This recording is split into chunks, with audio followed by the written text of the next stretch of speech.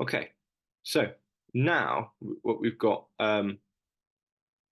this kind of um, terminology working in the background. It's going to come up later. So James's proposal is effectively he critiques Clifford for the principle that he gives about it's always wrong to believe on the basis of insufficient evidence, for saying that when we're being epistemic agents, we have two kind of drives and goals that we want to follow. So one of them is not believing what's false, and the other one is believing what's true.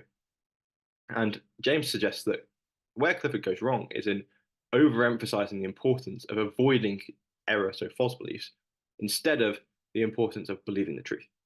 And so James wants to say, he writes, quote, a rule of thinking which would absolutely prevent me from acknowledging certain kinds of truth, if those kinds of truth were really there, would be an irrational rule. We're going to kind of see what James means here when we come to his own proposal.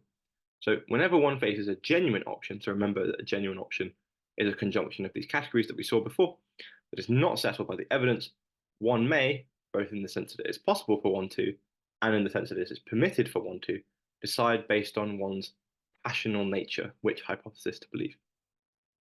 So what James here is saying is that when we get to options, so instances where we have to believe something which is genuine and it's not settled by the evidence, then we're allowed to, based on our kind of passions or our emotions or our kind of nature, we're allowed to decide which to believe. So we can form a belief even if we don't have sufficient evidence to settle the question.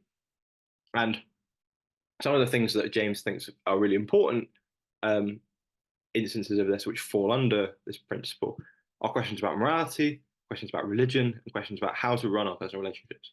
So just to kind of spell this out a bit more, so James thinks that which moral beliefs you form are genuine, they're genuine options in the sense that all the choices appeal as a real possibility, we need to make some choice, and the consequences of the choice are significant. And so moral choices, or choices in our moral beliefs, fall under this category of genuine options.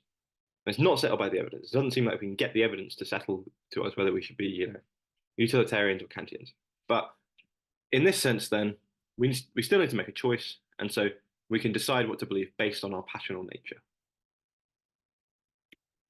So what should we think about James's argument?